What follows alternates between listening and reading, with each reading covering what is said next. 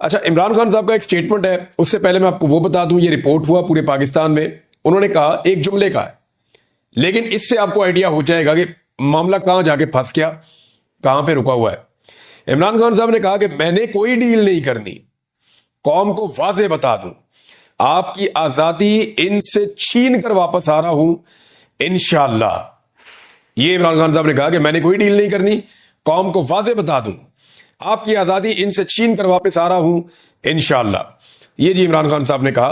कहानियों का सबक यही था कि अगर कैदी का जज्बा सच्चा हो तो दुनिया की कोई जेल उसे फरार होने से नहीं रोक सकती। पाकिस्तान के सबसे मशहूर कैदी इमरान खान है और किसी जमाने में पाकिस्तान की सबसे सख्त जेल मच जेल समझी जाती थी, लेकिन आजकल अडियाला है, जहां पर जेलरों को कैदी से हंसकर बात करने पर गायब कर दिया जाता है। और कैदी का जज्बा ऐसा है कि आपको उनकी सियासत से लाख इख्तलाफ हो, लेकिन उनके जज्बे से उनके सियासी मुखालिफिन भी तंग हैं। जिस तरह इमरान खान ने पाकिस्तान की सियासत में नए अंदाज मुतारफ करवाए हैं, इसी तरह उन्होंने अडियाला जेल से फरार का एक अनोखा मंसूबा सोचा है कि वो ऑक्सफोर्ड यूनिवर्सिटी के चांसलर का इलेक्शन लड़ेंगे। सच्ची बात यह है कि इमरान खान के इलेक्शन में उतरने से पहले ना पाकिस्तानियों को और ना ही इंग्लिस्तानियों को, ज्यादातर इंग्लिस्तानियों को इल्म था कि ऑक्सफोर्ड के चांसलर का भी कोई इलेक्शन होता है।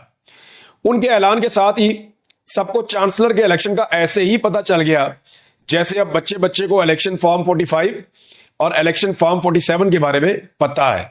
फॉर्म 45-47 वाली कहानी तो सबको पता है ना पाकिस्तान में।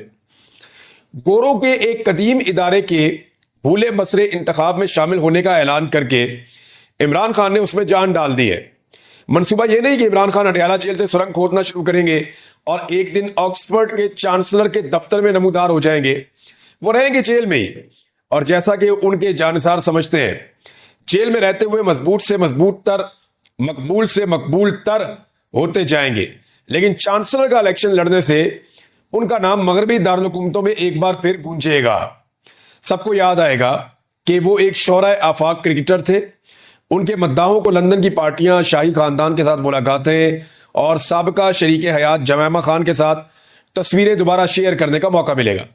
उनके कैंसर अस्पताल का जिक्र आएगा। ये बात भी याद आएगी कि वो पाकिस्तान के साबिक वज़ीर-ए-आज़म भी हैं और उन पर मज़ायका खेज किस्म के मुकदमात चलाए जा रहे हैं।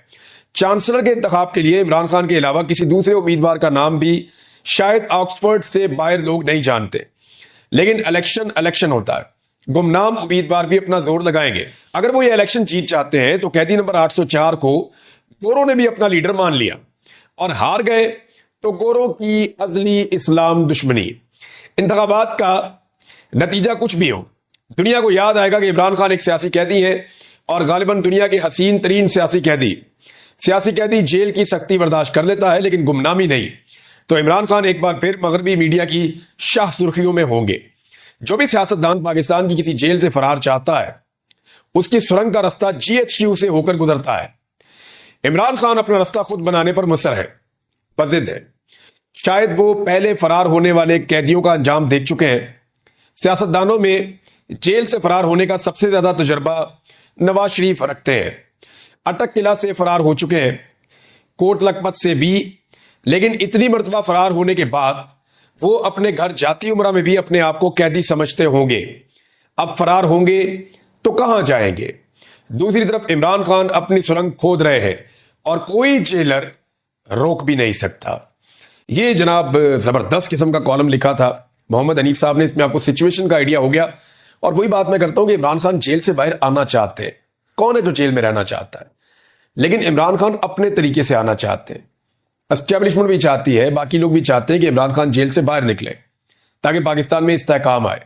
लेकिन मामला यह है कि अगर इमरान खान साहब बाहर निकलते हैं एस्टेब्लिशमेंट के तरीके से, तो तभी वो राजी है इस मामले पे। वो चाह रहे हैं जैसे बाकी सारे सर नीचे करके बाहर आ जाते हैं, वैसे ही बाहर आ जाए, सर झुका के बाहर आ जाए। लेकिन इमरान खान कहते हैं जी बड़ा वाला फाटक खोलो, मैंने सर नीचे नहीं करना। मैं जेल के अंदर जिस इज्जत के साथ गया हूं, मैं उसी इज्जत के साथ बाहर आऊंगा। और इमरान खान साहब का कद वैसे भी बहुत बढ़ गया जेल के अंदर रहने की वजह से, तो अब तो उस छोटे दरवाजे से वो गुजर भी नहीं सकते जो एस्टेब्लिशमेंट ने और हुकूमत ने मिलकर बनाया है। अब इमरान खान के लिए बड़ा गेट या तो खोलना पड़ेगा या कोई और हल निकालना पड़ेगा, क्योंकि पुराने सारे जो आजमूदा नुस्खे थे वो इमरान खान साहब के मामले में बेकार हो गए। एक और खबर है जी, और वो शहबाज शरीफ के इस्तीफे के हवाले से एक इंकशाफ किया है आमिर डोगर साहब ने। आमिर डोगर साहब जो है वो पाकिस्तान तहरीक इंसाफ के मेंबर कौमी असम्बली हैं और माजी में मुख्तलिफ ओहदों पर भी रहे पाकिस्तान तहरीक इंसाफ के।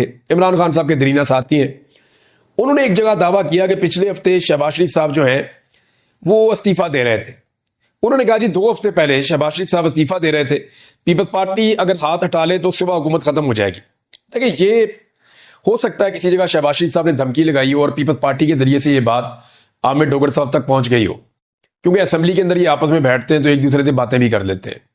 हो सकता है शहबाज शरीफ ने कहा हो किसी मौका पर पीपल्स पार्टी को, क्योंकि उन दिनों में मुझे याद है पीपल्स पार्टी की और शहबाज शरीफ साहब की मुलाकातें हो रही थी। पंजाब के अंदर शेयर मांग रहे हैं। अब मरियम नवाज और नवाज शरीफ पीपल्स पार्टी को पंजाब में शेयर देने के लिए तैयार नहीं है। शहबाज शरीफ साहब कहते हैं जी आप दे दें शेयर। उधर पीपल्स पार्टी ने इनके सर पे डंडा मारती है बार बार शहबाज शरीफ के। पीपल्स पार्टी ये कहती है कि लूट का माल है भाई पंजाब, ना आप जीते वहां पे ना हम जीते वहां पे, जीती तो पीटीआई है, तो लूट का जो माल है उसके अंदर आप हमें हिस्सा दें, हमने आपको हुकूमत बना के दी हुई है। वो बेचारे सही बात करते हैं। इधर नवाज शरीफ और मरियम नवाज पंजाब में हिस्सा देने के लिए तैयार नहीं है। तो मे भी शहबाज शरीफ ने कहा हो कि ठीक है जी मैं रिजाइन कर देता हूं, तो ये तो एक धमकी है शहबाज शरीफ के पास। लेकिन देखें ये चलेगा नहीं मामला, और मुझे नहीं लगता शहबाज शरीफ साहब कभी भी संजीदा होंगे, क्योंकि अगर इन्होंने अब इस्तीफा दिया या सियासत इस वक्त खत्म की और ये इलेक्शन के अंदर गए तो पीटीआई का जो बलडोजर है वो इनको रौंद के रख देगा और इनको लेने के देने पड़ जाएंगे। अब इनको एस्टेब्लिशमेंट भी इलेक्शन नहीं जितवा सकेगी, हालात वहां पे पहुंच गए हैं। पाकिस्तानी बहुत मोहतात हो गए हैं। अच्छा, जो पाकिस्तान तहरीक इंसाफ का जलसा है ना, उस हवाले से अब मुतजाद खबरें आ रही हैं। एक तो इरफान सदीकी साहब ने एक बिल मुतारफ करवा दिया सेनेट में, तो सेनेट की जो कमेटी है उसने वो बिल पास भी कर दिया। अब बिल ये है कि इस्लामाबाद में जो भी जलसा करेगा बगैर इजाजत के 3 साल के लिए अंदर, और अगर कोई दोबारा जलसा करेगा बगैर इजाजत के तो 10 साल के लिए अंदर। तो इस किस्म का बिल इरफान सिद्दीकी साहब, क्या ये सूट करता है उनकी शख्सियत को? यानी वो सहाफत की है और सहाफी जो है वो कम से कम ये ख्याल रखते हैं कि जमहूरियत होनी चाहिए, जमहूरी इकदार होनी चाहिए। तो एहतजाज का एक हक होता है, पॉलिटिकल गैदरिंग्स का एक हक होता है, और जो जमहूरी सियासी निज़ाम होता है उसके अंदर ये बुनियादी और बेसिक चीजें होती हैं, इनके बगैर मुकम्मल नहीं होती आपकी जमहूरियत। और वो उसके ऊपर ऐसी कदगरे लगा रहे हैं। ये मिशन कभी भी मुकम्मल नहीं होगा, ये मैं आपको लिख के देता हूं। आप उल्टे लटक जाए, सीधे लटक जाए, छलांगे मारे, तत्ते तवे पे बैठ जाए पाकिस्तान की एस्टेब्लिशमेंट, ये मिशन मुकम्मल नहीं होगा। मैं बार बार कह रहा हूं कि पाकिस्तान की मिलिट्री एस्टेब्लिशमेंट के पास इमरान खान वो आखिरी मौका है जिसके जरिए से आप पाकिस्तानियों को राजी कर सकते हैं। मैं ये नहीं कह रहा कि उसके साथ डील कर लें जाके, मैं ये कह रहा हूं कि इमरान खान आपके पास आखिरी मौका है जो आपको इज्जत के साथ आपकी बैरकों में वापस भेज सकता है, क्योंकि इसके बाद लोग किसी और की ये वाली बात नहीं सुनेंगे कि मुल्क भी मेरा और फौज भी मेरी।